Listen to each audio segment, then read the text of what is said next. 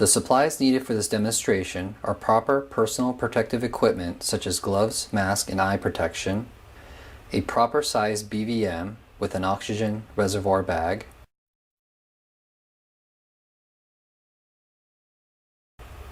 oral and nasal pharyngeal airways,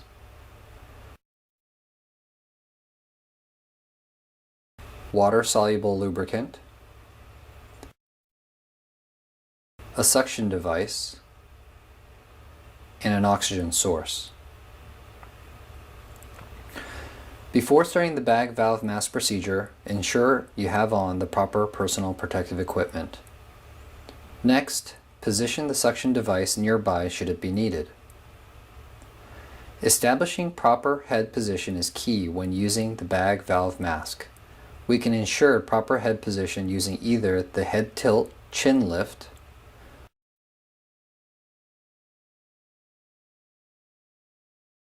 or jaw thrust techniques.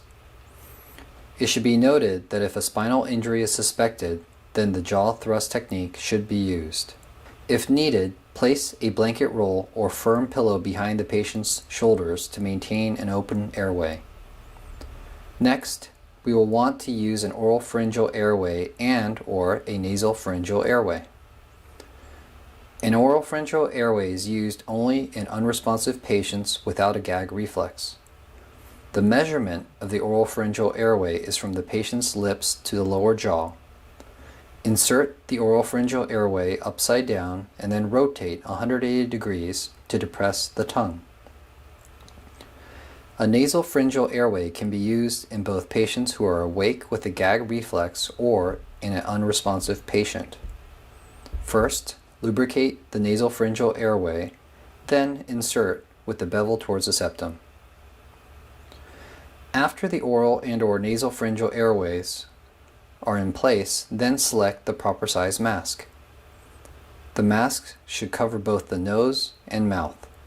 Start by placing the mask on the bridge of the nose and lowering it until it covers the nose and mouth. There are two techniques for ensuring good seal for the mask.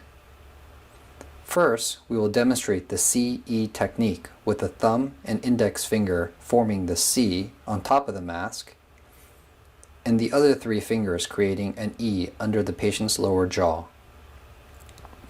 Pull up on the jaw with the E fingers to form a good seal.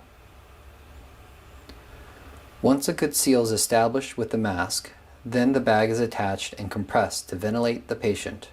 Make sure the bag is attached to an oxygen source set at the appropriate flow rate. The proper ventilation rate is once every 5 to 6 seconds, and correct volume is verified by watching the chest rise. The second technique is the double CE, requiring two people, where one person uses both hands in the CE position to hold the mask, while the other person ventilates the patient. Again, once a good seal is established with the mask using the double CE technique, then the bag is attached and compressed to ventilate the patient. The proper ventilation rate is once every 5 to 6 seconds, and the correct volume is verified by watching the chest rise. This concludes the demonstration of the bag valve mask.